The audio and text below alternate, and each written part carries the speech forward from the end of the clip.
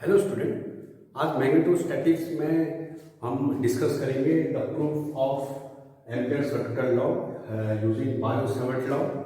Second हम discuss करेंगे validation of ampere law for a irregular path and third हम discuss करेंगे when path does not include the current. पहले हम समझते हैं एम्पियर लॉ को, जो हमने लास्ट लेक्चर में डिस्कस किया है कि the closed loop integration of a magnetic field is equal to mu naught into I enclosed. That means कोई करंट वायरिंग एक वायर में करंट फ्लो लिया है,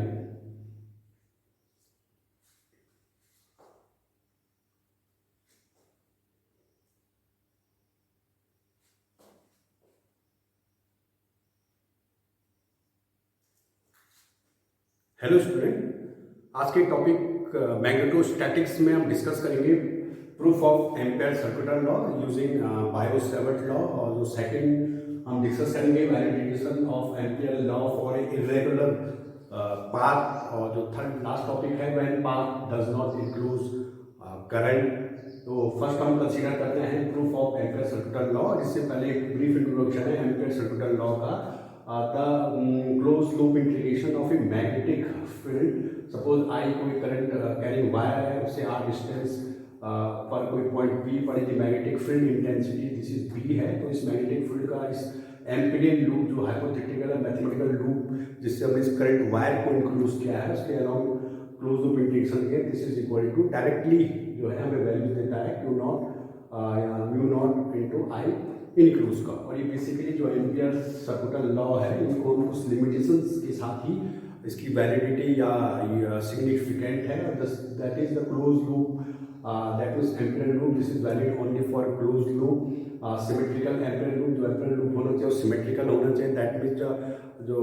मैग्नेटिक फील्ड का जो टोटल पार्ट है उसका हम लूप इंटीग्रेशन कर सकें, और दैट मीन्स हम कह सकते हैं बी वेक्टर और डी एल वेक्टर ये बेसिकली एक दूसरे जो एंगल है उनके बीच का एंगल है this is equal to 0। And second है जो थर्ड है सॉरी स्टडी करंट है, जो करंट कैरिंग वायर है उसमें स्टडी करंट होनी चाहिए, यूनिफॉर्मली होनी चाहिए, क्रॉस सेक्शन एरिया से एक टाइम के रिस्पेक्ट में कांस्टेंट चार्ज फ्लो होने चाहिए, और सिमेट्रिकल होनी चाहिए। किसी भी वायर के किसी भी रीजन पर एक cross section same size and type का भी ड्रॉ करें तो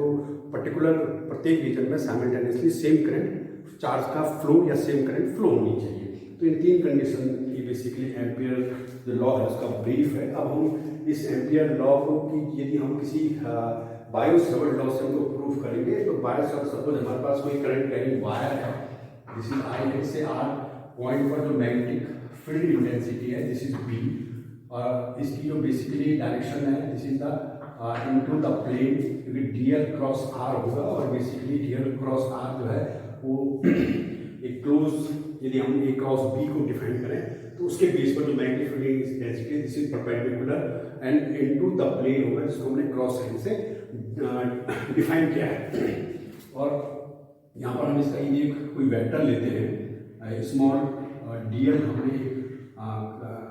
लूप एलिमेंट लिया है this is DL element, and suppose यदि सिमेट्री है तो बेसिकली इन दोनों के बीच का जो एंगल होगा वो बेसिकली 0 होगा। जो यहाँ पर थोड़ा डिफरेंट दिख रहा है क्योंकि ये जो वेक्टर है ये इसके परपेंडिकुलर है, और जो हमारे पास लूप है वो हमने बेसिकली ऐसे लिया हुआ है, तो बी की डायरेक्शन ये है, और जो इस लूप के अराउंड जो एलिमेंट लिया है स्मॉल लेंथ एलिमेंट लिया है उसकी डायरेक्शन भी इस पॉइंट पर इनवर्ड डायरेक्शन है, बी की इनवर्ड डायरेक्शन, दैट मीन्स दोनों सेम है। तो यहाँ पर हमने जो एम्पीरियन सिमेट्रिकल लूप कंसीडर किया वो एक सर्कुलर लूप हमने कंसीडर किया है फॉर सिंप्लिसिटी के लिए। तो इस सर्कुलर लूप के लिए भी हम close loop integration of magnetic field निकालेंगे, तो बेसिकली इसके इक्वल आना चाहिए mu not into I close. Check करते हैं, तो दैट मीन्स सिमेट्री है तो हम इसको लिख सकते हैं B इंटू DL, क्योंकि सिमेट्री के कारण जो एम्पिरियल सिमेट्री के कारण B और DL के बीच का जो एंगल है दिस इज 0 एंगल, या दोनों सेम डायरेक्शन पर है, and this is equal to and Biot Savart law के अकॉर्डिंग हमने किसी current carrying wire infinite long wire में के कारण P पॉइंट पर R डिस्टेंस पर P पॉइंट पर हमने मैग्नेटिक फील्ड इंटेंसिटी कैलकुलेट की थी, and this field intensity is equal to B is equal to mu not I upon 2 pi R ये किसी infinite long wire current carrying wire के कारण are distance पर जिसमें आई करंट फ्लो हो रही है मैग्नेटिक फील्ड इंटेंसिटी है, तो इस बी की जगह पर हम बेसिकली यूज करेंगे mu not I upon 2 pi R into dl and this is equal to mu not constant है, करंट कैरिंग वायर में आई कांस्टेंट है, 2 पाई एंड आर भी कांस्टेंट है क्योंकि आर बेसिकली किसी भी इस लूप के किसी भी पॉइंट में इस सर्कमफेरेंस है, इस एम्पीरियन लूप को हमने एक सर्कुलर लूप कंसीडर किया है, तो इस सर्कुलर लूप के किसी भी पॉइंट से इस वायर की डिस्टेंस सेम होगी, that means this is R, यहाँ पर this is R and so on R, तो आर भी बेसिकली कांस्टेंट है and this is equal to dl, that is close loop integration only, इस केस में mathematically dl का होगा and this is equal to mu not I upon 2 pi R and ये dl basically हमने इस loop को infinite number of dl में divide किया है, तो यदि dl को सबको हम ऐड करेंगे या यदि ये कंटिन्यू सेम साइज का लिया है तो बेसिकली ये क्लोज लूप इंटीग्रेशन में इस dl का ये बेसिकली क्या देगा, ये लेंथ देगा इस लूप की, क्लोज लूप की, और ये सर्कुलर एम्पीरियन लूप हमने कंसीडर किया, that means the circumference of a Amperian loop and this is equal to circumference of amperian loop of radius r, क्योंकि हमने यहाँ पर r रेडियस का एम्पीरियन लूप ड्रॉ किया है, तो then this is equal to mu not I upon 2 pi R, और किसी भी सर्किल का जो सर्कमफेरेंस है this is 2 pi R radius, और 2 पाई आर से 2 pi R cancel, then mu not I, that means इस केस में यदि हम इलेक्ट्रिक फील्ड का इस लूप के अलाउंग हम क्लोज लूप इंटीग्रेशन करेंगे तो हमें is equal to mu not into total current हमें मिलेगी जो इस लूप ने इनक्लोज की हुई है and this is the ampere circuital law, ये बेसिकली एम्पियर सर्किटल लॉ है जो हमने बायो-सैवर्ट लॉ की हेल्प से प्रूफ किया है। फर्स्ट पार्ट सिंपल इजी है, और यदि सपोज जनरली यहाँ पर हमने जो एम्पीरियन लूप है सिमेट्रिकल लूप है, बेसिकली एक सर्कुलर लूप कंसीडर किया है, यदि हम एक इरेगुलर शेप का एम्पीरियन लूप, और यदि मैं एम्पीरियन लूप की बात कर रहा हूँ तो दैट मींस सिमेट्रिकल लूप होगा, बट उसका जो साइज है वो बेसिकली इरेगुलर बात है, एक particular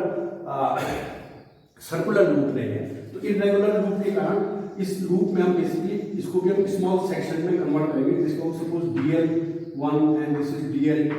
and this is dl3 and so on, ऐसे करते करते this is suppose dl, हमने n number of infinite number of loop में हमने इसको डिवाइड किया है, और इनकी जो डिस्टेंस होगी इस केस में इसकी सपोज r1 है dl1 की, dl2 की r2 है, dl3 की r3 है एंड सो ऑन, और dln की सपोज rn है, n मैंने जस्ट इसके बगल में दिखाया है, dl की rn है इसकी डिस्टेंस सपोज, तो इन स्मॉल सेगमेंट को हमने फिलहाल आइडेंटिफाई किया है इस केस में, और इस स्मॉल सेगमेंट में जो फील्ड है सपोज इस पॉइंट पर जो फील्ड है सपोज dl1 में जो बेसिकली फील्ड है यहाँ पर दिखेगा, मैं अलग से दिखा देता हूँ, सपोज दिस इज v1 क्योंकि इसकी डिस्टेंस अलग है, तो जब r चेंज होगा तो इस dl के लिए magnetic field intensity basically different होगी, दिस इज सपोज v1, इसके लिए सपोज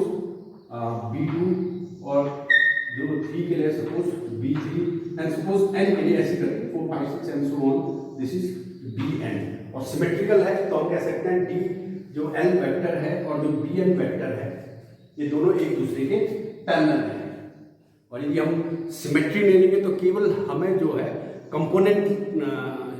यूज करना पड़ेगा मैग्नेटिक फील्ड का अलाउंग द पाथ लेंथ के, तो कुछ पार्ट ही हम केवल कंसीडर कर पाएंगे, इसलिए हम एम्पीरियन लूप सिमेट्रिकल लेते हैं, बट इसमें हमने इरेगुलर शेप का लिया हुआ है, तो इस केस में एंड सपोज ये जो dl है ये इस पॉइंट पर जहाँ से हम कंसीडर कर रहे हैं उस पर सपोज एक स्मॉल एंगल सब्सटेंड करता है, सपोज d(θ1) जो आपको दिख रहा होगा, बहुत स्मॉल लिखना पड़ रहा है इस केस में, एंड सपोज dl2 जो है एंगल ड्रॉ कर रहा है इस पॉइंट पर d(θ2), और ये suppose d(θ3) and so on, d(θ4), d(θ5) and so on, and this is the d(θn) ये ड्रॉ कर रहा है बेसिकली, तो हम यहाँ पर कह सकते हैं कि हमारे पास एक सपोज dl1 है और इसकी जो लेंथ है r है और स्मॉल एंगल d(θ1) ड्रॉ कर रहा है, इस केस को हम कह सकते हैं dl1 is equal to r into d(θ1), यदि angle D theta very very small है तो हम जो आर्क है उसको रेडियस इनटू जो एंगल है उसके टर्म्स में हम डिनोट कर सकते हैं। ऐसी तरह हम डिफाइन कर सकते हैं D L N is equal to R N, this is R one and D theta N. Basically सब एलिमेंट जो है अलग अलग एंगल बनाए क्योंकि इर्रेगुलर शेप है, बट जैसे रेगुलर शेप के केस में है तो ये जो है सेम एंगल ड्रॉ करेंगे और सेम डिस्टेंस सेम होगी इस केस में। तो ये हमने कुछ इसमें पैरामीटर सेट किए हैं। अब हम क्या करेंगे, किसी एक इस मैग्नेटिक फील्ड का हम इस पूरे इरेगुलर शेप के around close loop integration calculate करेंगे। And this is equal to, क्योंकि सिमेट्री है तो हम सकते हैं B dot D L. Already मैं बार बार डिस्कस कर रहा हूँ कि empirical loop basically symmetrical loop है बी डॉट डी एल, और ये जो बी है क्लोज लूप है, बट हमारा बी प्रत्येक एलिमेंट्स के लिए डिफरेंट है। तो इसलिए हम क्या करेंगे, तो पार्ट टू पार्ट करेंगे। सपोज B1 DL1 के लिए हम इंटीग्रेट करेंगे B1 को DL1 के लिए प्लस B2 को DL2 के लिए एंड सो ऑन Bn को DLn के लिए पार्ट टू पार्ट करेंगे। इसके लिए इंटीग्रेशन उन सबको ऐड करेंगे तो हमें क्लोज लूप इंटीग्रेशन मिल जाएगा। B का मतलब B का circulation to around the loop हमें मिल जाएगा। And this is equal to, this is suppose B1 है एंड सॉरी अच्छा सॉरी ये B का है, this is B1 DL1 B2 DL2 ठीक है। अब हम यहाँ से स्टार्ट करते हैं। तो B1 कितना होगा, सेम केस जो केस में B1 होगा, this B1 is equal to mu not I, क्योंकि I करंट दोनों सेम है, 2 pi and this is R1। B2 के लिए ये सब सेम आएगा R2I, और Bn के लिए mu not I 2 pi into Rn। तो हम लिख सकते हैं यहाँ पर, और इस केस में थोड़ा शॉर्ट में इजी लिख दूँ तो म्यू नॉट I अपॉन 2 पाई के लिए मैं बाहर ले लूँ तो हमारा इंटीग्रेशन के अंदर हो जाएगा DL1 upon R1 plus DL2 upon R2 and so on DLn and Rn। ये बेसिकली हो जाएगा। And this is equal to mu not I upon 2 pi. ये ऑलरेडी मैंने कैलकुलेट किया है पहले से ही कि DL1 और θ1 और R1 में क्या रिलेशन है, तो DL1 equal to R1 into θ1। तो इस DL1 की वैल्यू यदि मैं पुट कर दूं तो R1 से R1 कैंसिल हो जाएगा, तो मुझे यहाँ पर केवल dθ1 मिलेगा। सिमिलरली मुझे यहाँ पर dθ2 मिलेगा and so on dθ3 and so on dθn मुझे मिलेगा। And this is equal to mu not I upon 2 pi. और ये बेसिकली हम क्या कर रहे हैं, θ1 यहाँ से हम θ1 फिर θ2 dθ2 dθ3 dθ4 and so on dθn। तो बेसिकली हम एक क्लोज लूप के अराउंड हम थीटा का इंटीग्रेशन करते हैं। ये पार्ट टू पार्ट करेंगे, उस सबको कंबाइन में देखें तो ये बेसिकली जनरली एक क्लोज लूप के अराउंड है θ1 का सॉरी dθ का इंटीग्रेशन है mathematically. And this is equal to mu not I upon 2 pi. और किसी भी थीटा का यदि हम क्लोज लूप के अराउंड इंटीग्रेशन करें, इस पूरे लूप के अराउंड इंटीग्रेशन करें, तो एक क्लोज लूप अपने सेंटर पर जो एंगल ड्रॉ करता है, दिस इज द 2 पाई। जैसे 3 डायमेंशन में कोई सरफेस कोई क्लोज सरफेस है तो अपने इंटरनल पॉइंट पर जो टोटल 3 डायमेंशन में जिसको हम सॉलिड एंगल करें, दिस इज 4 पाई। वैसी कोई सरफेस है वो अपने किसी पॉइंट पर कितना एंगल ड्रॉ करेगा, this is 2 pi, complete pi 2 pi. Theta यहाँ से वैल्यू होगा, ऐसे का थीटा ऐसे वैल्यू होगा और लास्ट में ये इस पॉइंट पर दिस इज पूरा राउंड 2 पाई का राउंड कंप्लीट कर रहा है। सो दैट 2 पाई से 2 पाई कैसे, this is mu not I। This is again A V also prove A ampere law, या हम कह सकते हैं वैलिडेशन किसी भी आर्बिट्री शेप के लिए, एम्पिरियन लूप के लिए, बट वो दिस इज सिमेट्रिकल होना चाहिए। तो हम किसी शेप के लिए भी जो एम्पिरियल लॉ है इसको हम सॉल्व कर सकते हैं। ये एम्पिरियल लॉ हम किसी भी आर्बिट्री शेप के लिए यूज कर सकते हैं। ये चीज हम इसमें प्रूफ कर चुके हैं। अब जो लास्ट थिंग है कि when the path does not enclose current, यदि पाथ जो है करंट को इनक्लोज नहीं किया, जैसे इलेक्ट्रोस्टैटिक्स में हम एक गॉसियन सरफेस लेते हैं तो गॉसियन सरफेस के बाहर कोई पॉइंट है तो बेसिकली इस पॉइंट चार्ज को हम कंसीडर नहीं करते हैं। कितना, क्योंकि इसके द्वारा जो फ्लक्स होगा इस गॉसियन सरफेस से वो फ्लक्स बेसिकली जीरो होगा, जितना पार्ट इनवर्ड होगा उतना ही पार्ट आउटवर्ड होगा। दैट इज गॉसियन गॉस जो लॉ है वो बेसिकली उन्हीं चार्ज पार्टिकल्स के लिए या कलेक्शन ऑफ चार्ज पार्टिकल्स के लिए जो उस सरफेस के या इनक्लोज किए हैं। इन दिस सेम केस में हम भी क्या करेंगे कि जो एम्पियर लॉ है बेसिकली उन करंट वायर के लिए है जो उस एम्पियर लूप ने इनक्लोज किया है। तो इस केस में हम एक करंट वायर को हम एम्पियर लूप से बाहर कंसीडर करेंगे। सपोज हमारे पास कोई एक एम्पियर लूप है और ये कोई करंट वायर है जिसको मैं सिंपली डॉट से शो कर रहा हूँ। तो डॉट से शो करने का मतलब है इसकी डायरेक्शन इस प्लेन के outward perpendicular and outward direction है और ये लूप है बेसिकली। इस लूप में कई करंट्स जो है इंक्लूड है, बट अभी हम केवल एक आउटसाइड करंट वायर जिसमें आई करंट फ्लो हो रही है। तो इस आई करंट फ्लो होने के कारण इसमें जो हमें भी इसके कारण जो एम्पियर्स जो मैग्नेटिक फील्ड है, इसके कारण जो यहाँ मैग्नेटिक फील्ड है उस फील्ड का हम इस लूप के लिए इंटीग्रेशन, क्लोज लूप इंटीग्रेशन करें। तो बेसिकली हम चेक कर रहे हैं कि हमारा रिजल्ट क्या आता है। तो बेसिकली ये लूप में दो पार्ट, दो स्मॉल सेक्शन कंसीडर करें। Suppose this is DL1 and this is the DL2 और इनके यदि हम नाम रखें this is A, B, C and D। इस केस में तो हम इसमें एम्पियर लॉ अप्लाई करेंगे, close loop integration of DL। ये जो close loop integration of magnetic field है, मैग्नेटिक फील्ड बेसिकली इसके कारण इन पॉइंट्स पर जो प्रोड्यूस हुआ है उसका लाइन इंटीग्रेशन कर रहा है इस क्लोज लूप के अंदर, जबकि क्लोज लूप इससे बाहर है या इस पॉइंट जो वायर है ये क्लोज लूप से आउटसाइड में है। लेकिन हम फिर भी चेक करते हैं कि क्या हमारा रिजल्ट आता है बेसिकली। तो बेसिकली हमें यहाँ पर फिर एक लोकल क्लोज लूप बनाना पड़ेगा। तो बेसिकली हम इस लोकल क्लोज लूप को इसमें बनाते हैं A to B, B to C, C to D and D to A। इसके लिए हम बेसिकली चेक करेंगे यहाँ पर मैग्नेटिक फील्ड के लिए। तो ये जिसको मैं एक सिंपल ज्योमेट्री के हिसाब से बनाऊँ तो ये बेसिकली कुछ ऐसा बनता है इस टाइप से। दिस इज आई करंट है और ये पॉइंट A है, ये B है, ये C है और ये D पॉइंट्स है। और सपोज इसकी ये DL एलिमेंट है, इसकी करंट वायर से लेंथ R1 है, डिस्टेंस R1 है और जो सेकंड DL2 हमने लिया है इसकी distance suppose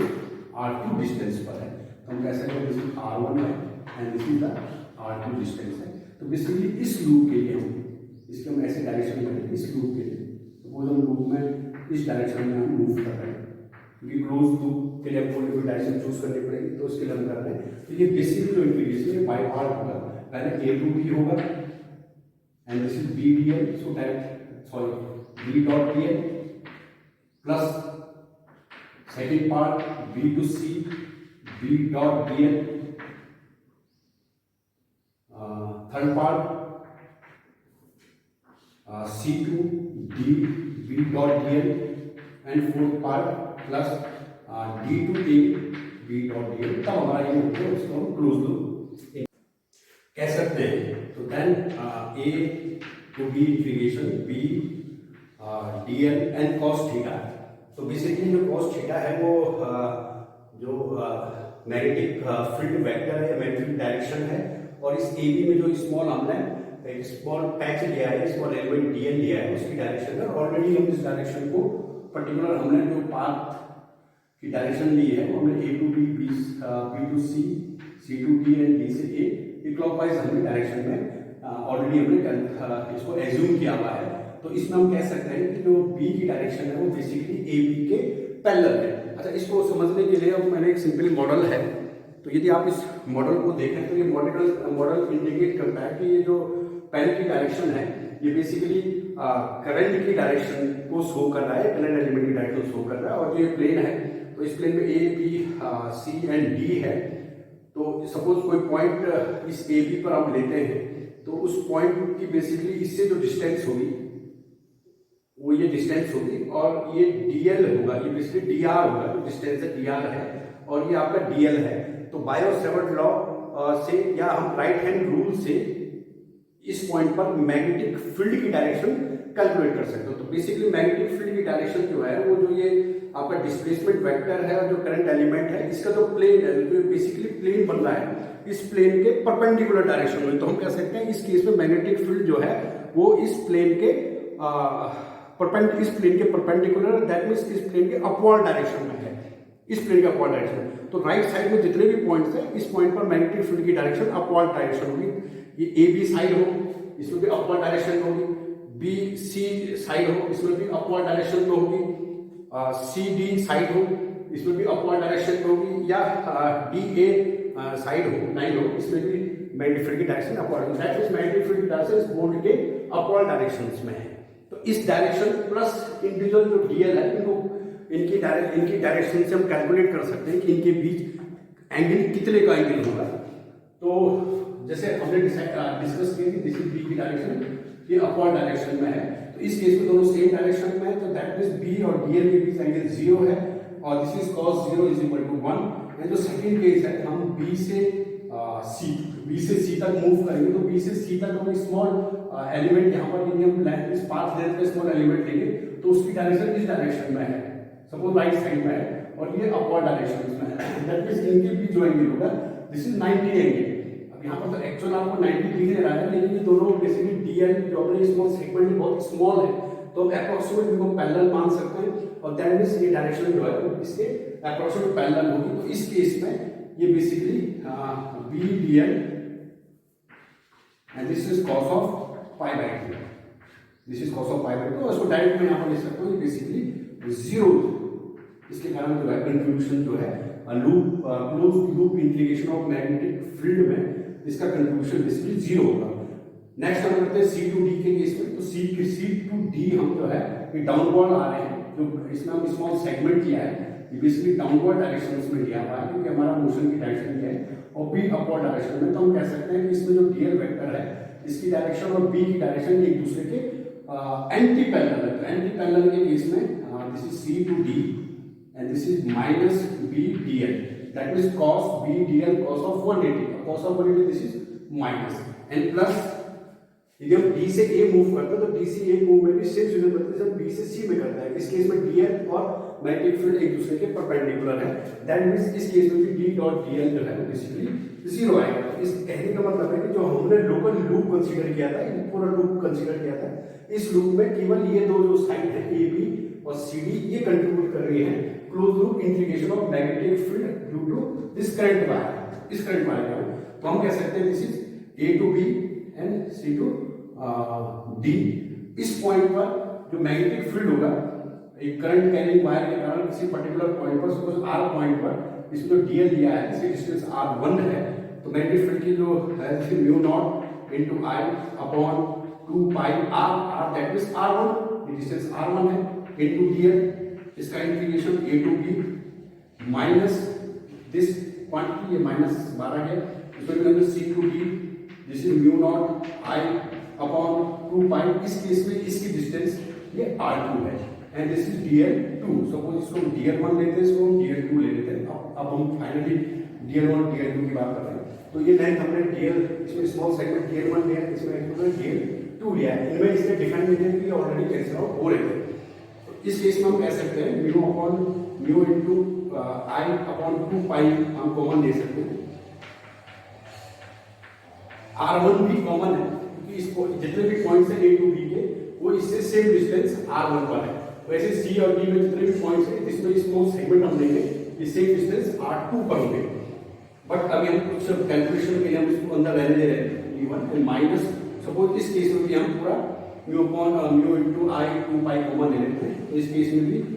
dl2 upon r2, ये क्वेश्चन हमको यहाँ पर मिल जाएगी।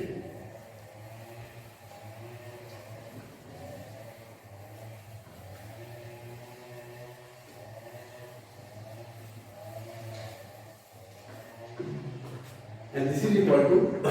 mu naught I upon 2 pi, and इस केस में integration a to b and c to d है, तो a to b हम dl1 का इंटीग्रेट करेंगे तो हमें लेंथ मिलेगी ab, that means this is ab upon r1 तो फिक्स है, पर हम इसको साथ लेंगे, माइनस c और d के बीच में, c और d से हम l2 का इंटीग्रेशन करेंगे तो हमें लेंथ मिलेगी c and d, तो this is c d upon r, ये हमारा एक रिजल्ट आया। अब हम यदि इसमें ज्योमेट्री लगाएं तो बेसिकली ये दोनों जो लाइंस ए और बी है, ए बी और सी डी है, बेसिकली एक पर्टिकुलर पॉइंट पर सिम एंगल ड्रॉ कर रही है। तो हम कह सकते हैं कि इनकी जो लेंथ का रेशियो है वो इनकी डिस्टेंस का रेशियो के बराबर होगा। दैट मीन्स ए बी, यहां पर लिख देते हैं, that means A B upon C D is equal to A B R1 इस पॉइंट से एंड अपॉन R2 ज्योमेट्रिकली। तो देन हम इस केस में लिख सकते हैं A B is equal to R1 upon R2 C D. तो इस रिलेशन को हम यूज करेंगे इस इक्वेशन में, जैसे mu not I upon 2 pi, A B की वैल्यू आ गई R1 upon R2 C D, और ऑलरेडी R1 पहले से था 1 upon R1 minus C D upon R2। R1 से R1 कैंसिल, तो C D upon R2 C D upon R2 this is equal to 0। तो इस केस में हम कह सकते हैं कि जो close loop integration of B into dl है, this is equal to 0 when current wire does not enclosed by loop, Amperian loop, Amperian loop। यदि Amperian loop से बाहर है, और यदि suppose Amperian loop and this wire enclosed by Amperian loop, उस case में this is value mu not into I, this is mu not into आई। तो हम कह सकते हैं कि जब कोई करंट वायर है और यदि हम लूप से उसको बाहर कंसीडर कर रहे हैं या हमने लूप से उसको कवर नहीं किया है, तो उसके कारण जो मैग्नेटिक फील्ड यहाँ पर प्रोड्यूस होगा उसका जो लूप के अलोंग लाइन इंक्रीज होगा, this is always equal to 0। एक चीज और यहाँ पर ध्यान देने वाली बात है कि सपोज इसके अंदर आई या 1 ले लेते हैं, I2 I3 and so on number of current wires है, तो इस वायर के कारण इस डीएल पर जो मैग्नेटिक फील्ड होगा, बेसिकली जो रिजल्टेंट मैग्नेटिक फील्ड होगा वो इनके कारण भी होगा, इसके कारण भी होगा। लेकिन जब उसका हम लूप इंटीग्रेशन करेंगे रिजल्टेंट का, तो इसका कारण जो मैग्नेटिक फील्ड है, जो पार्ट मैग्नेटिक फील्ड में कंट्रीब्यूट कर रहा है रिजल्ट में, वो बेसिकली 0 आ जाएगा, और जो फाइनली जो सर्कुलेशन होगा वो केवल इनके कारण होगा जो इसके अंदर इनक्लोज है। जैसे हम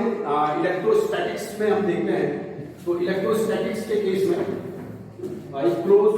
सरफेस है, तो जितने charge Q1 Q2 and so on हमने इसमें लिए हैं, तो केवल यदि कोई कोई QP चार्ज आउटसाइड में है, तो यहाँ पर जो इलेक्ट्रिक फील्ड होगा बेसिकली इनके कारण भी होगा, इसके कारण भी होगा, इसके कारण भी होगा। लेकिन जब इसका हम क्लोज सरफेस इंटीग्रेशन करेंगे तो इनके कारण एक फाइनाइट वैल्यू आती है, this is total charge enclose, but इसके कारण यदि हम close loop integration this is equal to 0, that means जो फ्लक्स है, जो इसके इस पॉइंट का जो फ्लक्स है, जो लिंक्ड फ्लक्स है, वो बेसिकली इस क्लोज सरफेस के अलोंग फ्लक्स जो है वो बेसिकली 0 है। जितना पार्ट इन्वॉल्व हो रहा है उतना ही अमाउंट जो है वो आउटवर्ड हो जा रही है, बट इलेक्ट्रिक फील्ड तो तीनों का ही रिजल्टेंट होगा। लेकिन जब उस रिजल्टेंट इलेक्ट्रिक फील्ड का हम क्लोज सरफेस इंटीग्रेशन निकालते हैं, तो जो इसके कारण कंट्रीब्यूशन है वो बेसिकली क्लोज सरफेस इंटीग्रेशन के कारण 0 आ जा रहा है फ्लक्स। सिमिलरली इस केस में भी वही केस है कि जो आउटसाइड में है उसके कारण जो लूप है उसमें इलेक्ट्रिक फील्ड का जो सर्कुलेशन है वो बेसिकली 0 होगा, जो आउटसाइड करंट लूप है। तो ये कंसेप्ट था हमारा when the part does not enclose the current, किसी करंट को इनक्लोज नहीं करता है, तो उस केस में हमारा जो टोटल सर्कुलेशन है मैग्नेटिक फील्ड का, दिस इज इक्वल टू 0। तो ये था आज का topic, proof of ampere law with the help of Biot-Savart law. फिर हमने देखा validation of ampere law of irregular path के लिए। जनरली हम जो है एक रेगुलर पाथ लेते हैं, जैसे हमने एक सर्कुलर एम्पिरियन लूप लिया जिसमें हमें मैथमेटिकली जो है कन्वीनियंस रहती है, लेकिन हम एक इरेगुलर पाथ भी चूज करते हैं, और लेकिन वो सिमेट्रिकल हो तो उसके लिए भी जो एम्पियर लॉ है वो वैलिड है। एंड लास्ट हमने डिस्कस किया कि कोई एलिमेंट, करंट एलिमेंट जो है वो यदि लूप से बाहर है तो उसका जो टोटल पाथ इंटीग्रल होगा, उसके मैग्नेटिक फील्ड का जो पाथ इंटीग्रल होगा, दिस इज इक्वल टू 0। तो ये था आज का टॉपिक।